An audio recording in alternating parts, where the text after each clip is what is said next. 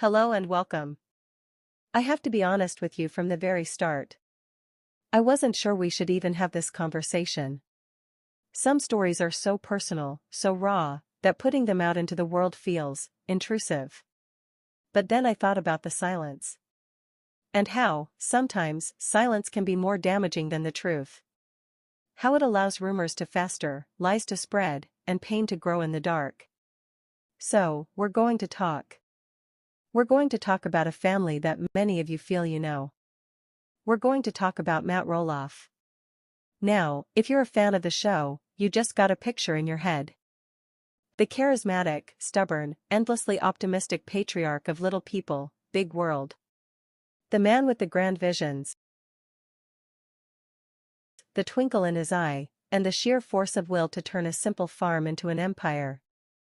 You're thinking of the Matt Roloff who drives tractors, builds castles in the air, and sometimes on the ground, and who has faced a lifetime of physical challenges with a smirk and a plan. But that's not the Matt Roloff we're talking about tonight.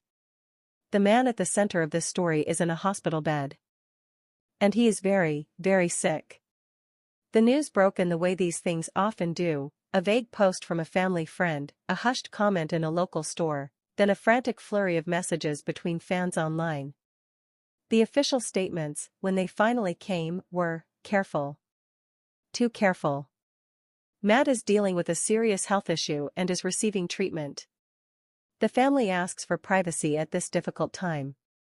It was the kind of corporate speak that sends a chill down your spine because you know the reality behind it is anything but clean and corporate. It's messy. It's frightening. It's the sound of a monitor beeping in a quiet room. And surrounding that hospital bed are two women. Two women whose lives have been inextricably, and often controversially, linked to this man. His ex-wife, Amy. And his fiancée, Karen. You've seen the dynamics play out on your screens for years. The complicated dance of a blended family, a shared business, a legacy. You've seen the laughter, the arguments, the tense negotiations over pumpkin season. But what you're seeing now, what's happening behind the closed doors of that hospital wing, is something different entirely. This isn't about the farm. This isn't about a TV show. This is about life and death. And in this high-stakes, high-pressure environment, every crack in every relationship is being forced wide open. But before we get into the heart of this story, before we talk about the tears, the fears, and the shocking confrontations that have already taken place, I need to tell you something. I need to give you the twist right now, at the beginning, because it changes everything you think you know about this situation. Ready? The cause of Matt's hospitalization wasn't an accident. It wasn't a sudden, unforeseen illness that struck out of the blue. The truth is, Matt's current critical condition is the direct result of a conscious decision he made. A decision he made weeks ago, in secret, against the explicit and desperate pleas of both Amy and Karen. He stopped his treatment. He looked his doctors in the eye, he looked at the women who love him, and he decided to walk away from the very protocol that was keeping him stable. He chose to roll the dice with his life. And the reason he did it is the key to understanding everything that is happening right now. Let that sink in. This isn't just a tragedy, it's a choice. And the fallout from that choice is tearing his world apart. So, let's rewind. Let's go back to the beginning of this crisis, before the hospital, before the desperate phone calls, to a time when the biggest problem on the Roloff farm was probably a stubborn pumpkin. For years, those of us watching from the outside have known that Matt's health is a constant battle. Dwarfism comes with its own set of complex medical challenges, and Matt has faced them with a warrior spirit. But there was one issue, a persistent one related to his musculoskeletal system, that had been causing him more and more trouble. The pain was becoming a constant companion. His mobility was decreasing. The vibrant, always in motion Matt Roloff was being slowly, inexorably, grounded. His doctors presented him with an option. A new, aggressive treatment. It was invasive. It came with significant risks and a brutal recovery period. But the potential payoff was a new lease on life. Less pain, more freedom. For a man like Matt, whose entire identity is built on action and creation, it must have sounded like a miracle. But miracles have a price. Both Amy and Karen, from their very different positions in his life, were terrified. Amy, the mother of his children, the woman who stood by him through decades of health struggles, knew the toll this would take. She'd seen him at his weakest. She'd nursed him through recoveries. She knew the Matt behind the camera, the one who was frustrated, in pain, and human. Her fear was born of experience, of a long, shared history of sickness and health. Karen, his partner in this new chapter, the woman who represents his future, was equally terrified, but for different reasons. She fell in love with the vibrant, charismatic visionary. She's built a life with him based on travel, projects, and a hard-won peace after the tumult of his divorce. This treatment, this gamble, threatened to shatter that future. Her fear was for the life they had built, for the man she knew, and for the terrifying possibility of losing him just as they were about to officially start their lives together as husband and wife. Despite their fears, they rallied. They became an unlikely united front. Amy, from her home just across the farm, offered her support, her knowledge of his medical history, her help with the kids. Karen, by his side, became his primary caregiver, his advocate, his rock. For a brief, shining moment, the old tension seemed to melt away in the face of a common enemy, Matt's declining health. The treatment began. And it was every bit as hard as they feared. There were good days, where Matt would crack a joke from his hospital bed, talking about new ideas for the farm. And there were bad days, very bad days, where the pain was so overwhelming he could barely speak. Through it all, Amy and Karen maintained a fragile truce. They coordinated visits. They updated each other. They shared the burden. But then, something shifted. About 6 weeks into the treatment, Matt hit a wall. The pain was relentless. The confinement was chipping away at his spirit. The powerful medications fogged his brilliant mind. He couldn't think clearly. He couldn't plan. He was, in his own eyes, trapped. And for Matt Roloff, there is no fate worse than being trapped. It was during one of these dark nights, with Karen asleep in the chair next to him, that he made his decision. He later told a close friend that he looked around the sterile room, felt the tubes and wires connecting him to the machines, and he didn't see a path to life. He saw a prison. He saw the very essence of his independence being systematically dismantled. And the man who built a farm from nothing, who defied every expectation placed on him, decided he would not go out this way. He decided to stop. He informed his doctors the next morning. The medical team was appalled. They pleaded with him. They explained, in the clearest, most graphic terms, what would happen. That stopping mid-protocol wasn't just pausing, it was triggering a catastrophic chain reaction. His body, already weakened and relying on the treatment, would not be able to cope. It would be, in their words, medical suicide. When Karen found out, she collapsed. The strength she had so carefully curated for weeks evaporated in an instant. This wasn't just a setback, this was a rejection of the future they had planned, a dismissal of all the care and love she had poured into him.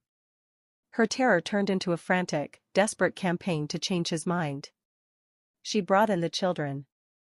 Zach, Jeremy, Molly, Jacob, they all took turns, trying to reason with their father, to appeal to the fighter they all knew.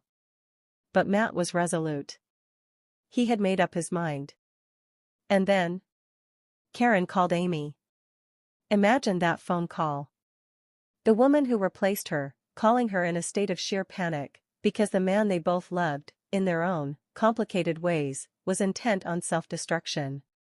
Amy's reaction was different from Karen's. It wasn't just panic, it was a deep, resonant, and furious grief. She had spent over 30 years of her life fighting with Matt, fighting for Matt.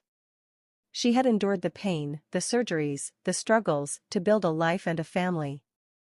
And to see him now, ready to throw it all away, for her, it felt like a betrayal of that entire shared history. It was as if he was saying that their past, the life they built together, wasn't worth fighting for anymore.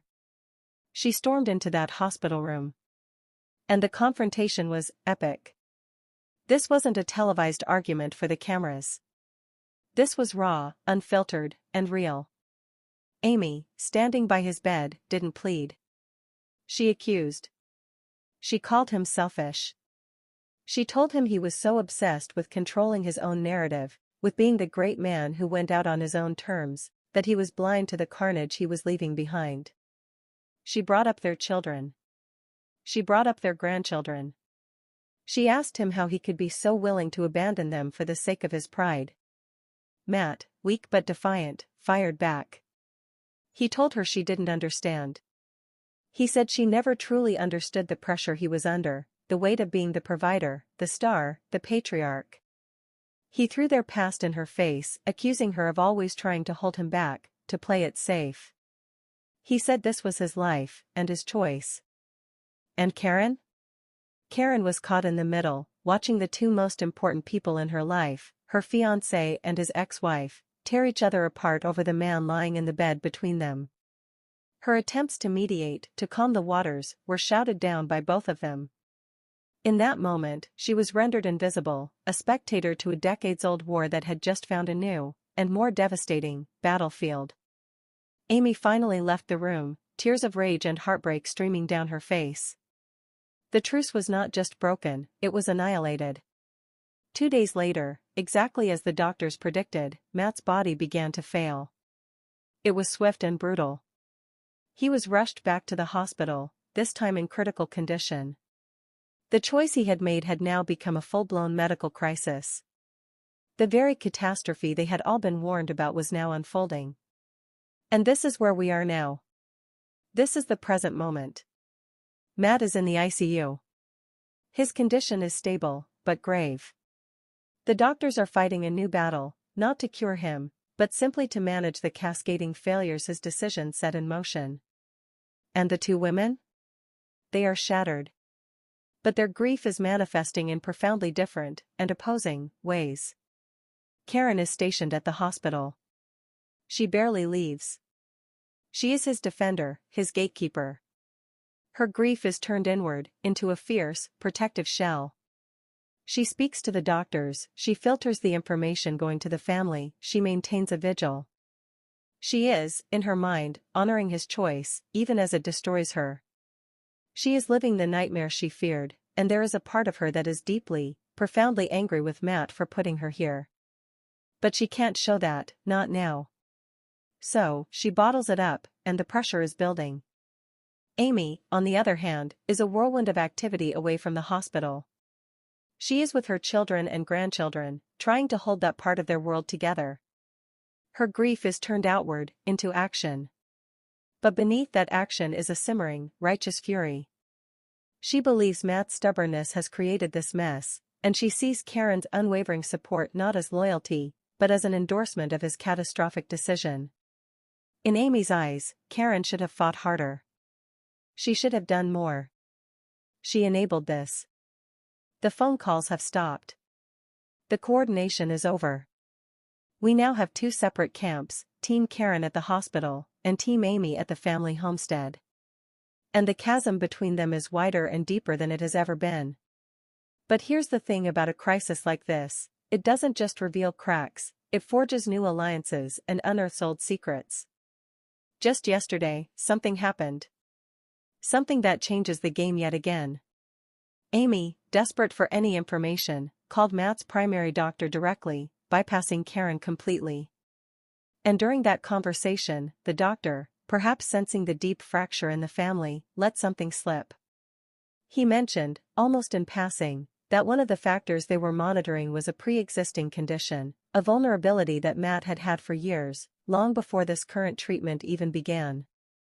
A condition that was meticulously documented in his medical records from over a decade ago. A condition that, according to those records, Amy knew all about.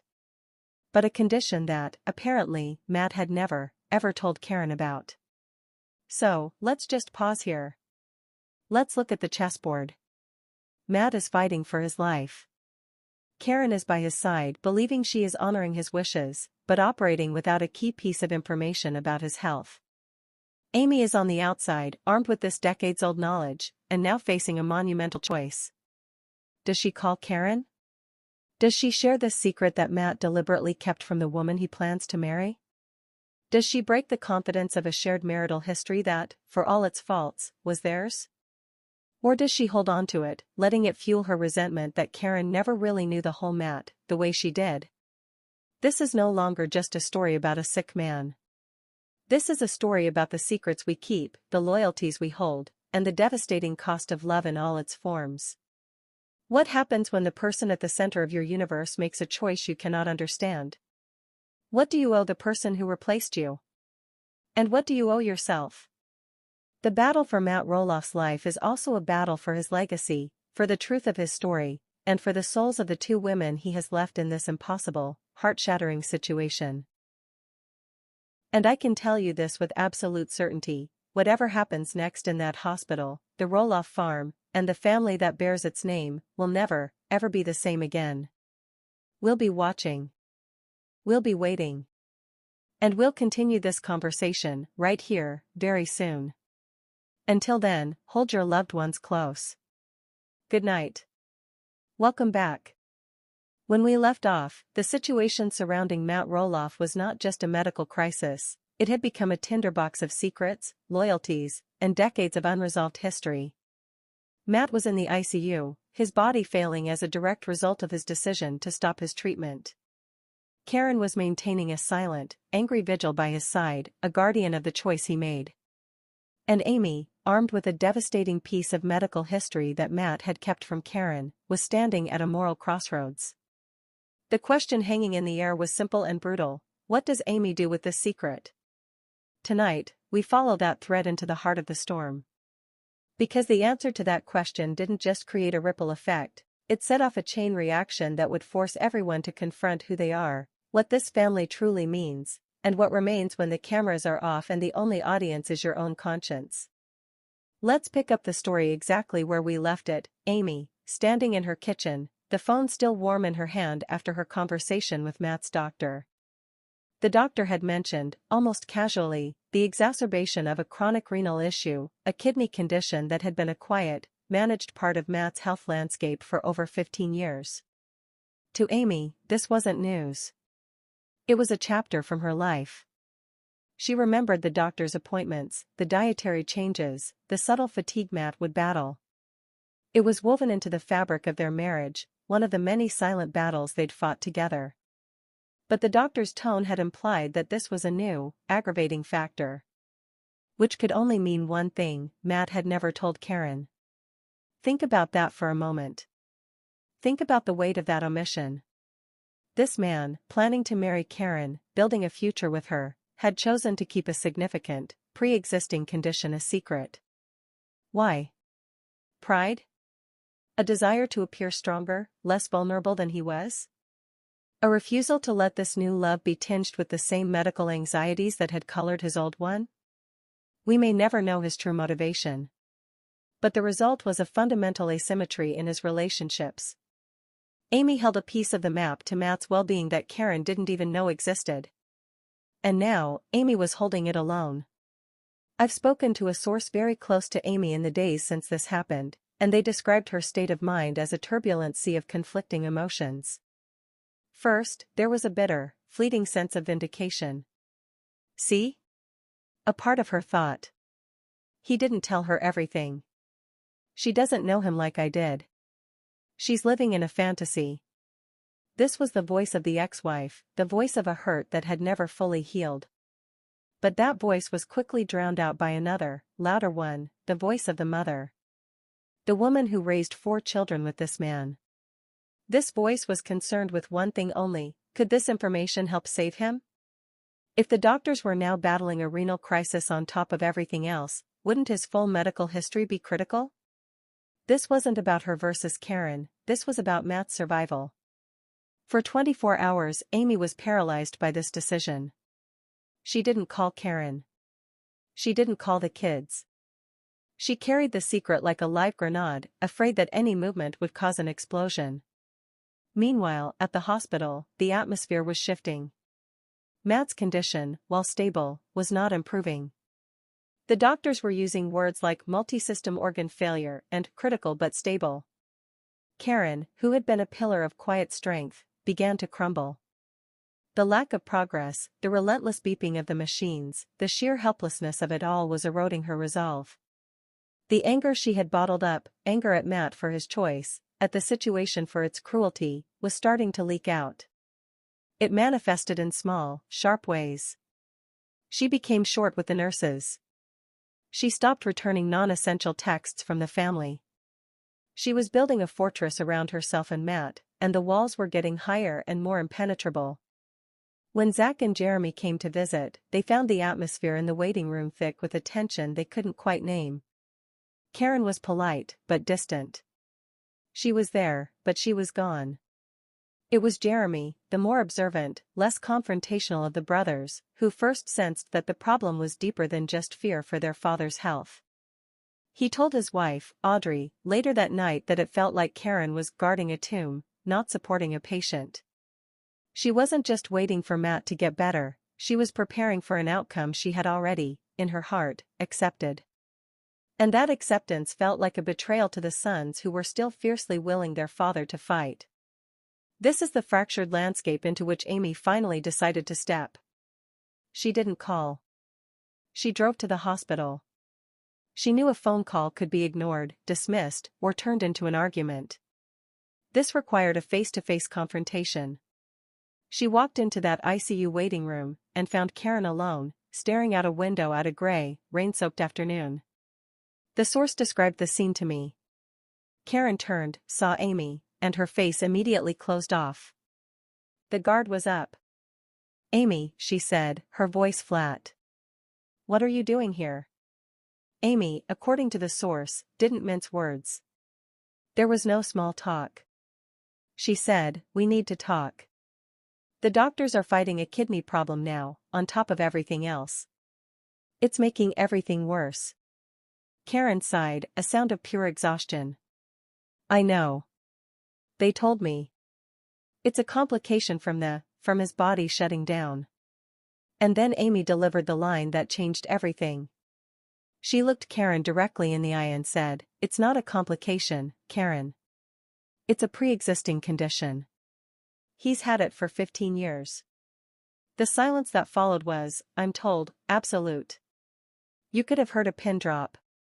Karen's face went through a rapid, devastating sequence of emotions. First, confusion. Then, dawning comprehension. And finally, a look of such profound, gut-wrenching betrayal that it was almost painful to witness. "What?" she whispered. Amy laid it out, calmly and clearly. The initial diagnosis. The long-term management. The fact that it had been stable for years, but was always a vulnerability. "I thought you knew," Amy finished, though the source admits this might not have been entirely true. It was a peace offering, a way to soften the blow. But the blow had already landed.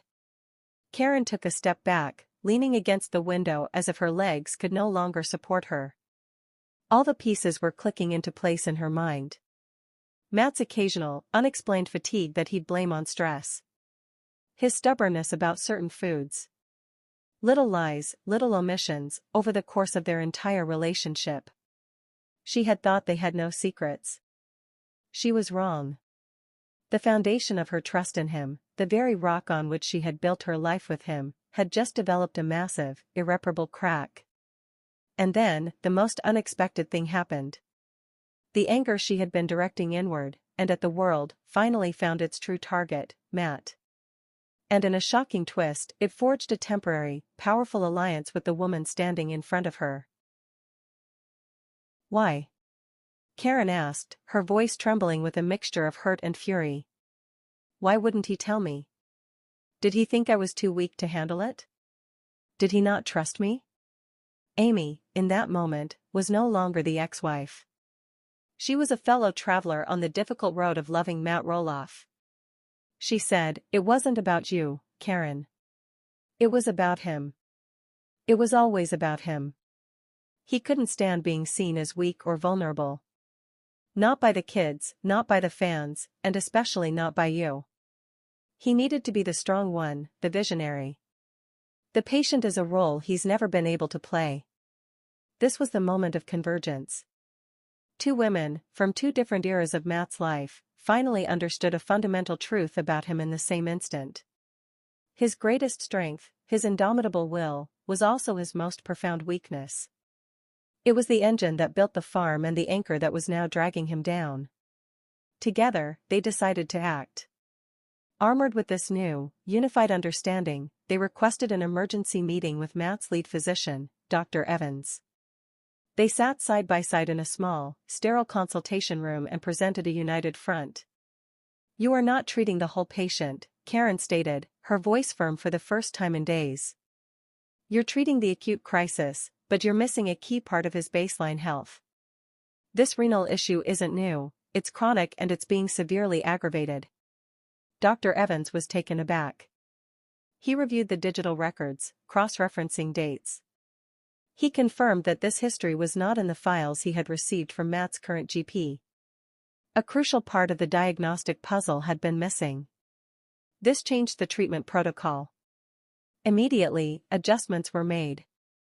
The focus shifted, new medications were introduced, and a nephrologist was added to the team. This intervention, born from Amy's secret and Karen's authority as the present partner, was the turning point. It did not magically cure Matt. But it stopped the cascading failure. For the first time in nearly a week, his numbers began to show faint but definite signs of stabilization. He was no longer sliding backward. The crisis had forced a détente between Amy and Karen, but it had also irrevocably changed their relationships with the man in the bed. A day later, Matt regained consciousness. It was not a dramatic, movie-style awakening. It was a slow, groggy resurfacing. The first person he saw was Karen. And the first thing she said to him was not "I love you," or "You're okay." It was, "Why didn't you tell me about your kidneys, Matt?" The source close to the family who was present for this moment said Matt's eyes, foggy with medication, focused on her face. He saw the hurt, the betrayal, the exhaustion. And he didn't try to lie. He was too weak for artifice. He whispered, "I didn't want you to look at me the way you're looking at me right now." It was the most honest thing he had said in years. He had built a life with Karen on the premise of a new, stronger, unburdened version of himself. To admit to this vulnerability felt, to him, like going backward. It was a catastrophic miscalculation born from a deep-seated insecurity. Karen didn't yell. She didn't cry. She simply took his hand and said, "When you love someone, Matt, you get the whole person. The strong parts and the broken parts. You don't get to curate yourself for me. You robbed me of the chance to truly care for you. You made me an outsider in your own sickness." She stayed by his side, but something had shifted. The blind, unwavering support was gone, replaced by a clear-eyed, and perhaps more genuine, love. A love that could see flaws and accept them, but would no longer enable them. When Amy visited later that day, the dynamic was equally transformed. Matt, humbled by his brush with death and the knowledge that his secret was out, couldn't meet her eye. "Karen told me you figured it out," he said, his voice a rough scratch. "The doctor told me," Amy corrected gently. "I just connected the dots." There was a long silence.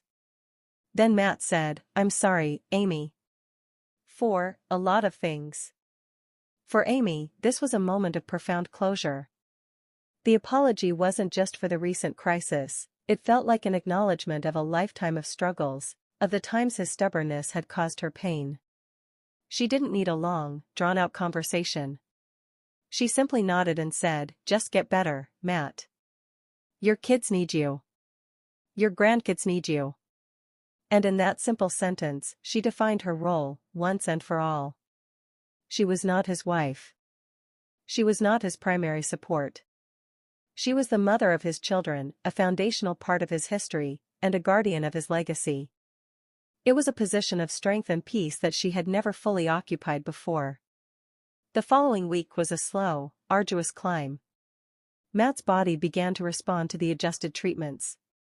He was moved out of the ICU and into a step-down unit. The physical recovery had begun, but the emotional and relational recovery was a mountain yet to be climbed. The children, who had been living in a state of suspended animation, began to process everything. Zach, always